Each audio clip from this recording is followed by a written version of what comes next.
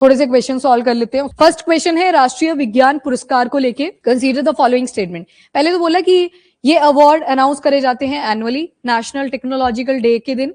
और दूसरा स्टेटमेंट बोल रहा है जो विज्ञान श्री कैटेगरी है ये स्पेसिफिकली साइंटिस्ट को ऑनर करने के लिए बनाया गया है, स्पेशली जिन्होंने लाइफ टाइम अचीवमेंट अटेन करी है और ग्लोबल एक्सेलेंस अटेन करी है अपने रिस्पेक्टिव फील्ड में। थर्ड स्टेटमेंट बोल रहा है कि जो राष्ट्रीय विज्ञान पुरस्कार है पर्सन ऑफ इंडियन ओरिजिन के लिए भी एलिजिबल रहते हैं, मतलब वो भी आ सकते हैं और यहाँ पे अपना नाम दर्ज करवा सकते हैं क्योंकि उन्होंने भी काफी कंट्रीब्यूशन करा है in the field of science and technology. And चौथा स्टेटमेंट बोल रहा है जो फाइनल सिलेक्शन होता है अवार्डीज का ये राष्ट्रीय विज्ञान पुरस्कार कमेटी के थ्रू बनाया जाता है जिसे चेयर करते हैं प्रिंसिपल साइंटिफिक एडवाइजर ऑफ जो गवर्नमेंट ऑफ इंडिया के होते हैं। ठीक है, पहला बताओ। पहला तो गलत है, आपने देखा था ट्वाइस इसको अनाउंस करा जाता है तो ये तो यहीं पे गलत हो गया। एंड दूसरा स्टेटमेंट बोल रहा है कि एक स्पेसिफिकली डिजाइन करा गया है विज्ञान श्री कैटेगरी के लिए जिसमें तो एक नहीं था, आपने कितनी कैटेगरीज पढ़ी थी अराउंड? चार कैटेगरीज थी तो ये गलत हो जाता है। तो तीसरा ठीक है बिल्कुल, पीआईओज इसमें एलिजिबल है एंड चौथा भी ठीक है। इसमें जो चेयर पर्सन रहते हैं वो प्रिंसिपल साइंटिफिक एडवाइजर जो गवर्नमेंट ऑफ इंडिया के लिए होते हैं। तो इसमें आंसर आ जाएगा बी ऑप्शन। तो थर्ड एंड फोर्थ। और इवन विज्ञान श्री जो होता है ये डिस्टिंग्विश कंट्रीब्यूशन के लिए दिया जाता है, जो यूनिक सी कंट्रीब्यूशन करी जाती है। ठीक है, next question number 2।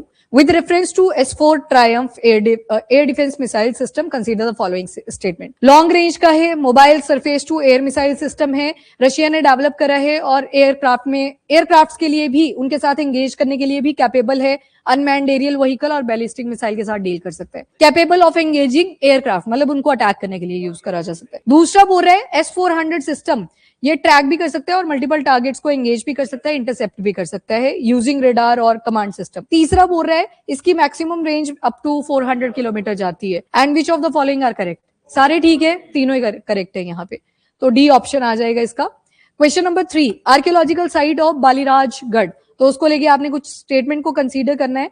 First statement, ये मधुबनी डिस्ट्रिक्ट ऑफ बिहार में लोकेटेड है। रिसेंट एक्सकवेशन के अंदर मैसिव ब्रिक फोर्टिफिकेशन मिली और ये सुंगा और कुशान एरा को रिप्रेजेंट करती है। एंड साइट ज्योग्राफिकली लोकेटेड है on the bank of river Kosi. ठीक है, ऑनलाइन गुड। हाँ जी, करेक्ट बताना है आपने। 1 एंड 3 में क्या था? रुको, कोसी रिवर लिखा था यहाँ पे, याद रखना वो आपकी कमला बलन रिवर थी, इन दोनों का जंक्शन बनता है, वहां पे ये बालीराजगढ़ है। बाकी दोनों ठीक है, जो ब्रिक्स वाला पॉइंट है और प्लस कौन से एरिया में है तो Madhubani region of Bihar. Question number 4, red crown roof turtle जिसको बटागुर कचुगा भी बोलते हैं, कंसीडर द फॉलोइंग स्टेटमेंट। ये स्पीशी एंडेमिक है टू साउथ एशिया और करंटली इसको देखें तो रिवर सिस्टम ऑफ इंडिया और नेपाल में पाई जाती है। अगला बोल रहा है ये कैरेक्टराइज्ड है स्ट्रॉन्ग सेक्सुअल डायमॉर्फिज्म के थ्रू। सेक्सुअल डायमॉर्फिज्म का मतलब होता है कि जो मेल है वो ब्राइट कलर डेवलप करेगा अपने हेड और नेक रीजन के पास में during the breeding season. And इसका IUCN status is critically endangered. And चौथा स्टेटमेंट बोल रहा है ये ओमनीवोरस स्पीशी है जो variety of aquatic plant and animal पे फीड करती है। पहला क्यों गलत है? बांग्लादेश भी तो था, तो इसमें लिखा है सिर्फ इंडिया एंड नेपाल, तो ये गलत हो जाता है। और दूसरा बिल्कुल ठीक है, रेड कलर और येलो कलर की अपीयरेंस आपने देखी थी और क्रिटिकली एंडेंजर्ड है और साथ में ये ओमनीवोरस आ जाता है। तो 2, 3 एंड 4 आर करेक्ट और फर्स्ट इनकरेक्ट है। ठीक है, ऑनलाइन। क्वेश्चन नंबर 5, यूदेलिया जुबीन गार्गी। यूदेलिया जुबीन गार्गी एक टोड की स्पीशी है जो अरुणाचल प्रदेश में मिली एंड ये सेमी एवरग्रीन फॉरेस्ट में पाई जाती है जिसका एलिवेशन 600 to 750 मीटर्स तक होना चाहिए। ये जीनस यूदेलिया से बिलोंग करता है और साउथ और साउथ ईस्ट एशिया में डिस्ट्रीब्यूटेड है। पहला बताओ। पहला गलत है, टोड स्पीशी लिखी है, ये बटरफ्लाई को दी है, अरुणाचल प्रदेश में मिला था।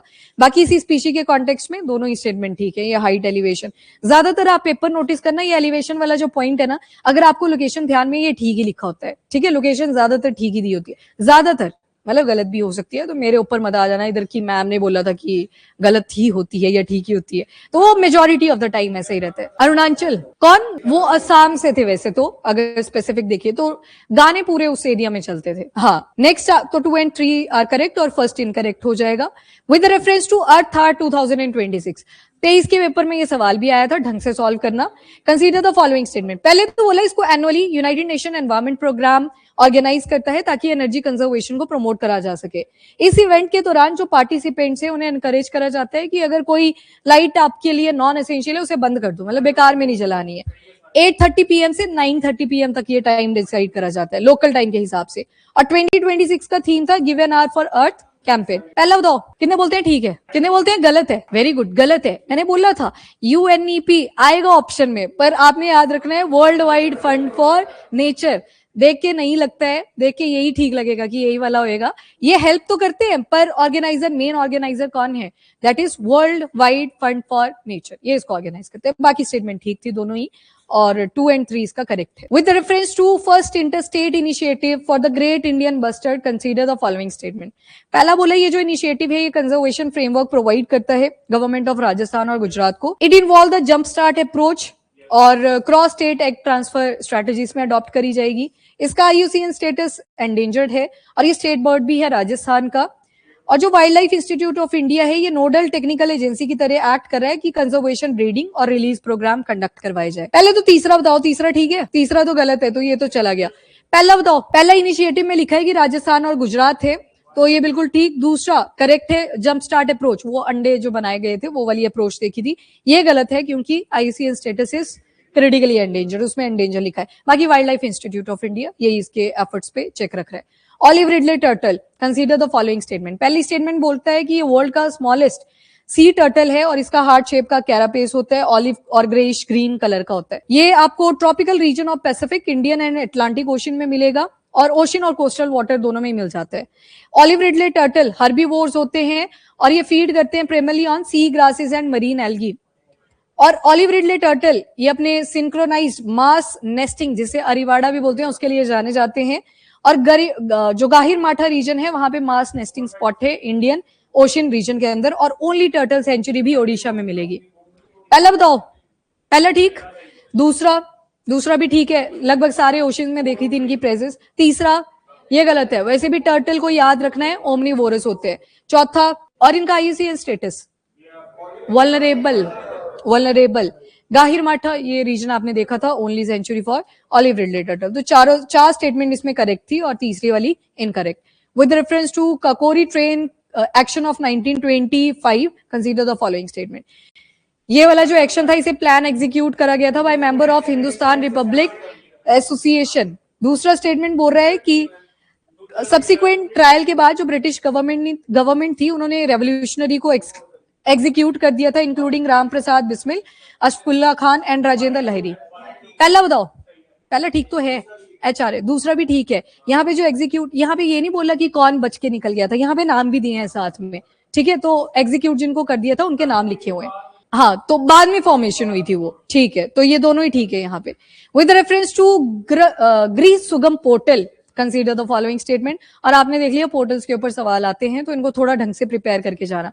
रिवीजन वाली क्लास में पोर्टल सारे इकट्ठे डिस्कस करे हैं, तो उनको देख लेना एक बारी। इट इज डिजिटल इनिशिएटिव जो home loan process specifically for the war widows, और जो ऑपरेशन सिंदूर में जिन लोगों की जो मार्टायर हो गए थे वो इन्वॉल्व है, एंड उनके डिपेंडेंट। और ये जो पोर्टल है इसे नेशनल हाउसिंग बैंक ने लॉन्च करा, एंड ये प्रमोट करेगा डिजिटल लैंडिंग अडॉप्शन और स्ट्रेंथन करेगा financial inclusion by improving access to the housing loan. पहला बताओ, पहला गलत है। पहला गलत क्यों है? इसमें सेंट्रल एम्प्लॉइज भी इंक्लूडेड थे, डिफेंस फोर्सेस के लोग भी इंक्लूडेड थे, डिस्पाइट कौन से ग्रेड में वो काम करते हैं। देन दूसरा बिल्कुल ठीक है, नेशनल हाउसिंग बैंक ने इसको देखा और इंक्लूजन करनी है, तो इसमें 2 and 3 are correct. That's all.